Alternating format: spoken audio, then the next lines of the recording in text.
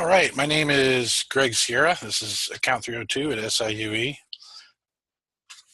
And this is an introduction to pension plans and pension accounting. So first off, we're just going to talk about the two types of plans broadly are defined contribution plans and defined benefits.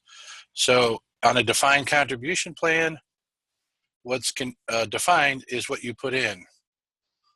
These are like 401ks. So the employee, they put cash in to the retirement plan. And then later, they take the cash back out. This is later at retirement. It's their plan. Whatever it earns is what they can take out. If the stock market loses money, they lose. So defined contribution plans know the definition. The employer may contribute, often does, and it's typically like a dollar match. If the employee puts in 5% of their income, then the employer may match like dollar for dollar, 50 cents on the dollar, up to that 5%. But the risk is 100% borne by the employees. So your ultimate benefit is based on what you put in and whether it grows or not. Okay. From an accounting perspective, this is not difficult. Not difficult accounting. Essentially, except for the accrual part, the dollar paid is salary expense. All right? It's just a benefit you're paying for.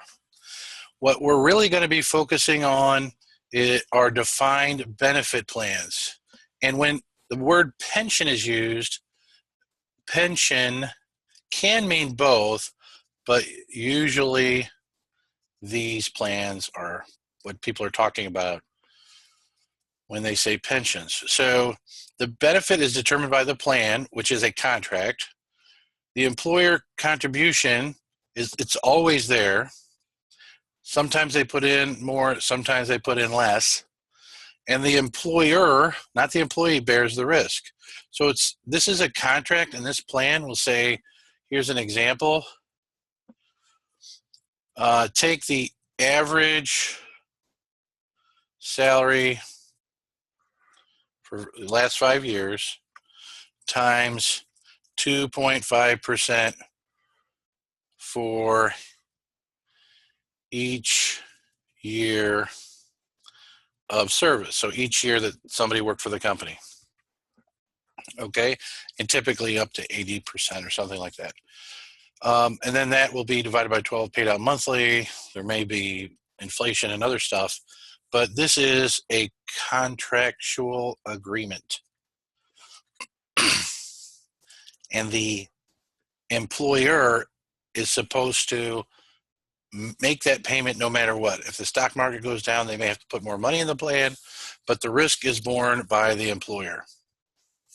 So when we talk about pension accounting, we're going to do pension accounting here.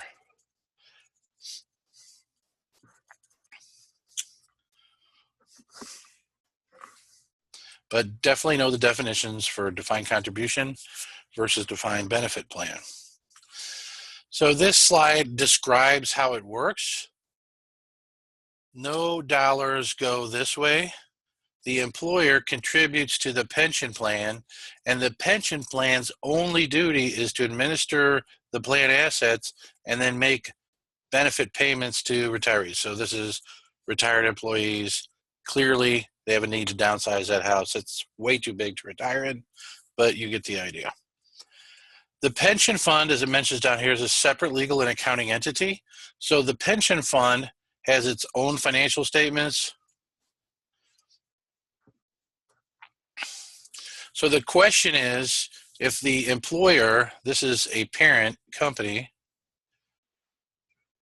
and this has its own financial statements, separate entity. So in essence, it's like a subsidiary of the parent company.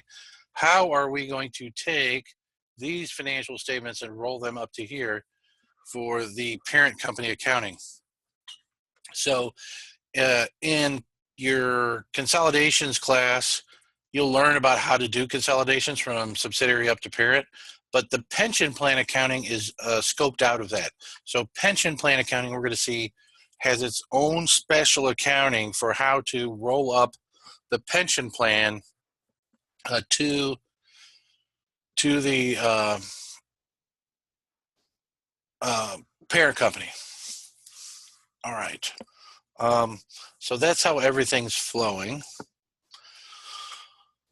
So this is the transaction. What do I want to say about this? So the employer is making these contributions, and then these benefit payments are coming at a later point. So think of a company having one employee that starts today and works for 30 years, and then so there's 30 years of contributions, and then later there's some X number of years of benefit payments. All right, so you can make an estimate here how long they're going to live after they retire, and actuaries will do that. But my point is, this is kind of the most extreme accrual that you can think of, that somebody works this year for benefits they're going to get, maybe if they survive and they keep working for you, 30 years from now. And then after it starts, we're not quite sure how long it's going to last, but we have to recognize some expense and maybe an asset or liability this year. So you can see how the pension accounting conceptually is very complex. The good news is it's also very structured. So while there are many parts, it's so highly structured, it won't be too overwhelming. But conceptually, this is a little bit mind-boggling to think of an accrual that could be over 30, 40 or more years. All right, once again, we're sticking with really defined benefit pension plans, defined contributions. The company makes a payment, that's an expense. So defined benefit pension plans, know this terminology. They're contributory, non-contributory, and qualified.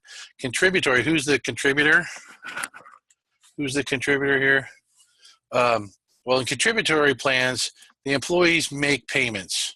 So this would be like a situation where somebody worked for a private school and then they went to work for a public school that had a pension. Sometimes they're allowed to make catch-up payments on their own. For a non-contributory, the employer bears the entire cost. So this is the default here. Always the employer is going to make a payment, and sometimes you have plans where employees also make payments. All right. Qualified pension plans. Pensions get a very special treatment under our tax laws. So qualified pension plans just means it qualifies under the IRS as a pension plan, and there's these tax benefits. No one is going to do a pension plan unless it qualifies. It just doesn't make any sense. So we go back up to this slide here, and these payments, essentially, these are deductible. Growth, if there's any growth of plan assets, returns and whatnot, are not taxed.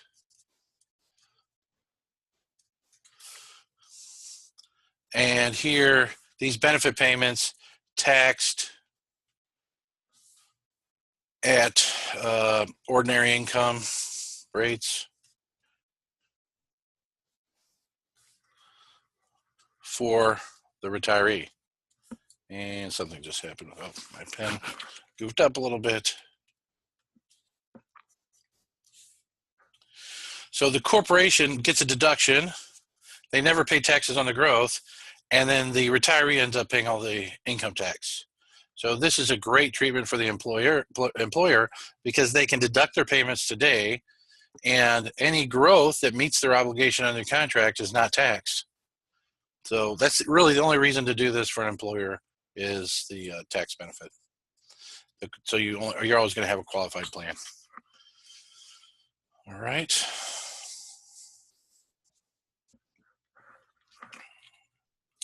All right, so let's see what's going on.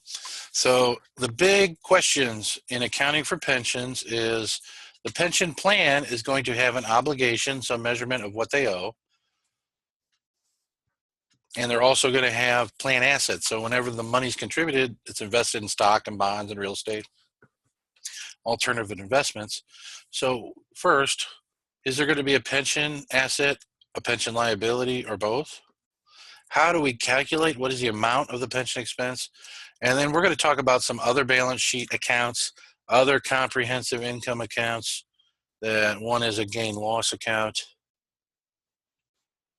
All right. And an OCI,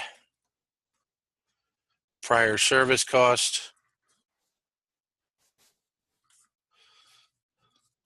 And we do have to deal with the cash account because they're making payments, which are called funding payments.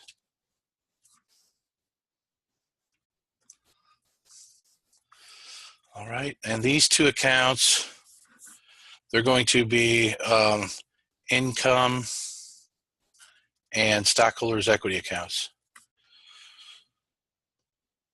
As you learned in the comprehensive case, OCI is an income account.